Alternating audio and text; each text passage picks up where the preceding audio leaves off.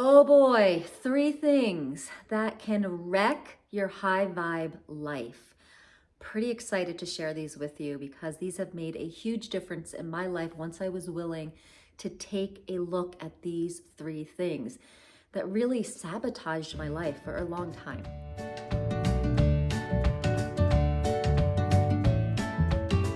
My name's Rebecca Abraxas. I love remembering our greatness together. So we're diving deep today so we can rise high.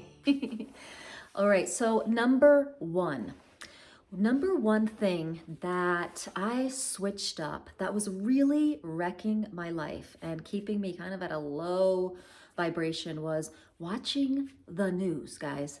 Woo! Watching the news when I was living in New Jersey as a kid and a teen, all the news came from New York City. It was awful. From watching that, I thought the world was just, we were going down.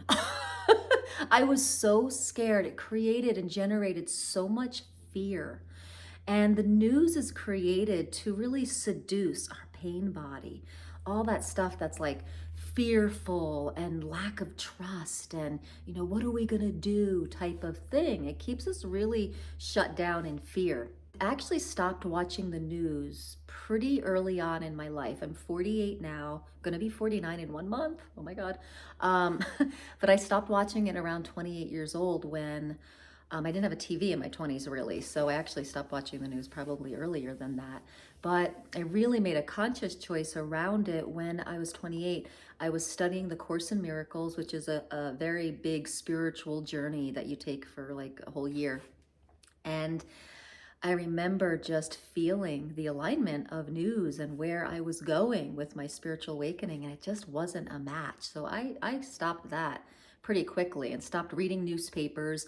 And now with our phones, like the news feeds that come up, you can see the headlines on our phones. If I were you and you want to keep your high vibe life going, stop watching the news. But how do you stay informed? I can't live in a bubble. Guys, I've been okay with not watching the news and I've been informed with where I need to be informed.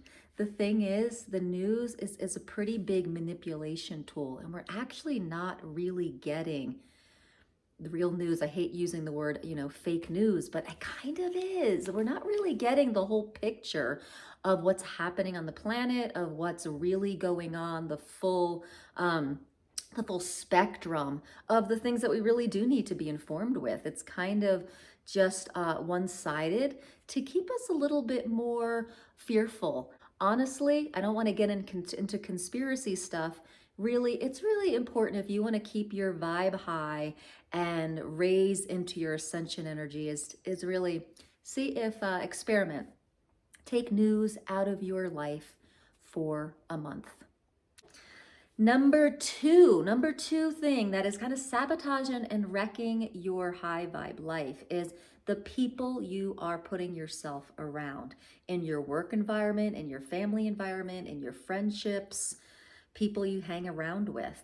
There is that saying, you're as good as the 5 people that you're around. And then it goes even further. I've just heard this morning. The 5 people that they're hanging around with. Vibration is contagious, guys. What vibe are you putting yourself around with people?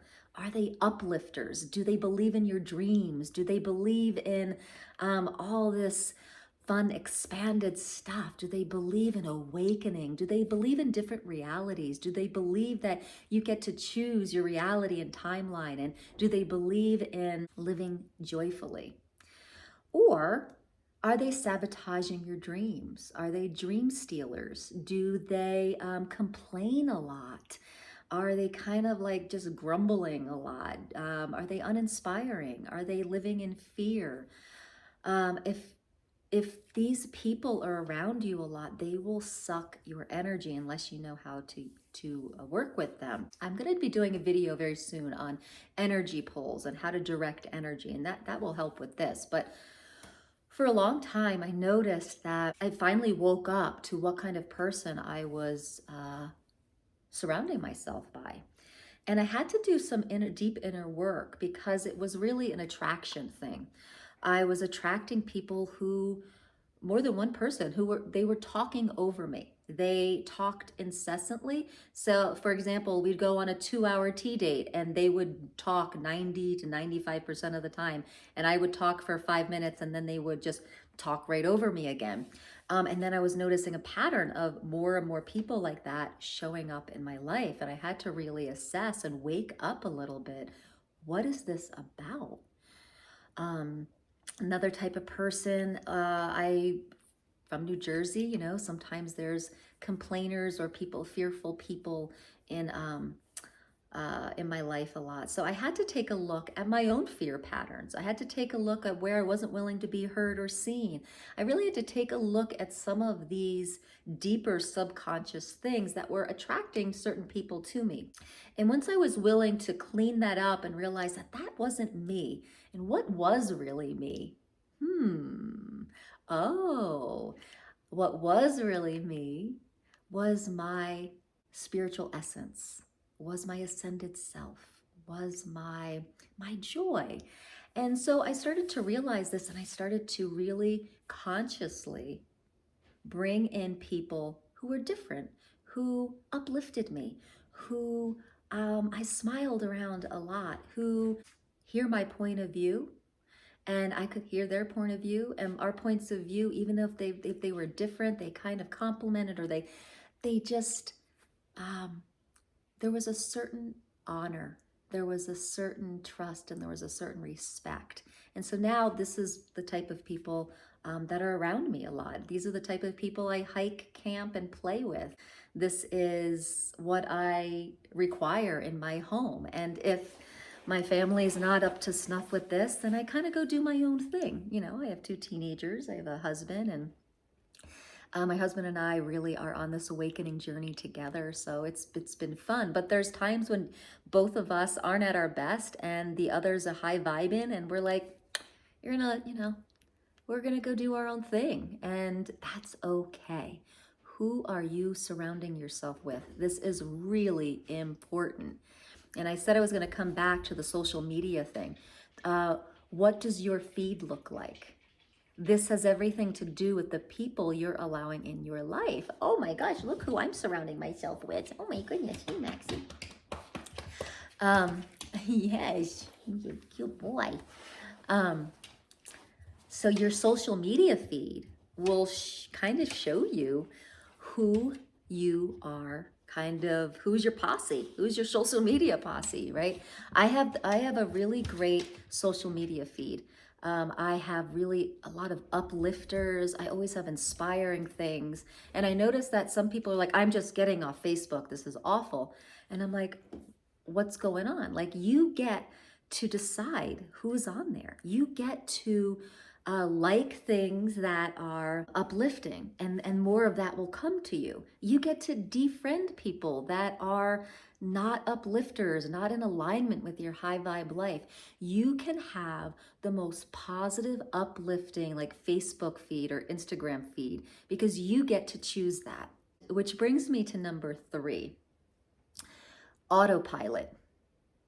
Your autopilot, meaning like you made a decision and then you kept living with it on autopilot. Or yeah, you made a choice and then you keep living by it. This autopilot can really sabotage and just kind of wreck your whole vibe. Sometimes we go on autopilot to make life simpler, right? Sometimes we go on autopilot so we don't have to think about things as much. But what's happening there is that we have less and less, or making less and less choices. The thing is, guys, choices keep your life alive and vibrant and living. It's a living thing, your life. But when we make a choice and keep it on autopilot for years and years, an example is women getting on birth control pills. You make a choice and then you'll be on it for 10, 20 years. I've had friends on birth control pills for like 20 years. That is autopilot. Like, check in with your body. Is this still a match? So I really get the autopilot thing for simplifying and calming the mind. However, it really does stunt the vibration and stunts the kind of clogs up the energy of your life. To keep your energy alive, your life alive, and your life exciting and moving, uh, choices need to be made about everything. Everything is shifting, vibrations shifting. Everything's always moving and shifting, and possibilities moving. So we always have to be choosing. So, for example, I have this little ritual that I do, and rituals can be autopilot. So you got to check in with your rituals every day. This is what I mean by this. I have a little cleansing ritual that I do. I wake up in the morning, I scrape my tongue, I clean my tongue off. And if you don't know about that, it's an Ayurvedic cleansing method. So anyway, I cleanse my tongue. I do some oil pulling. I put like olive oil in my mouth for about 20 minutes and I swish it around. It kind of pulls out the toxins. So I do some oil pulling. Then I have my detox tea and then I brush my teeth. And so that little ritual, I used to do it every single day. And then I started to realize like, wait, I don't know if my body wants this every day. So I got into choosing parts of the ritual, all of the ritual, or none of the ritual. And I tune in every morning to see if I want to choose it, if my body wants to choose it, if my day wants to choose it. And that keeps that off of autopilot and keeps that ritual kind of a living ritual of how do I want to tweak it? You know, sometimes I just do the scraping and then go off and do something else. But so keeping something alive. Another example is parenting together. My husband and I were faced with a choice we had to make about our son last night, and he asked to do something, and this was something he asked to do before, and he got in a lot of trouble. So my husband was just like, "No, never doing that again." That is living from a past choice and letting that just be autopilot. No, we already made that choice, never again. And I was like wanting to be expansive and be like, let's just give it a try. Let's just let them. And so we had these two polarities here. So I was like, all right, let's really choose this. Let's sit down and feel into the energy of it. We took a little bowl that represented our son, and then we took two other little bowls that represented the two choices of what we were okay with him doing, or what he was asking us to do. And we kind of took the one bowl of him and put it next to the bowl of the one choice that my husband did not want him to do. And then we put the bowl to over here, the choice that was just, okay for both of us. And it was such an interesting thing. We felt energetically this whole like collapse with this first choice. And we're like, okay, so energetically, we're feeling into that. We're choosing for that awareness, So that energy tool gave us an awareness that we're like, okay, we're going to say no to this in this moment. This choice is fresh and new. And it gave us a sense of this real camaraderie together, of parenting together from being awareness of the energy instead of getting into the battle of the minds or battle of the wills and of autopilot or expansion. And so we really got to tune into the energy. And this is how I really recommend that you make your choices from the sensing of the energy, because it keeps everything so alive. You get out of your head and your kind of your mental states and belief systems that were made, in the past. So it really helps you live from this present moment and keeping everything alive.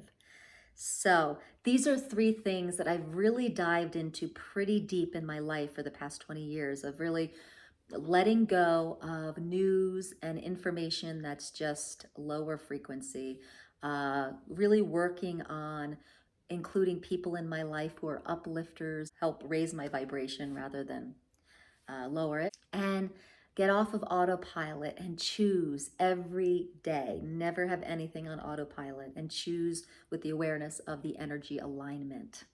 So I hope this is helpful to you guys. There's so many ways that we go through our lives, our days, thinking like, wow, I'm having a bad day, and not really knowing why.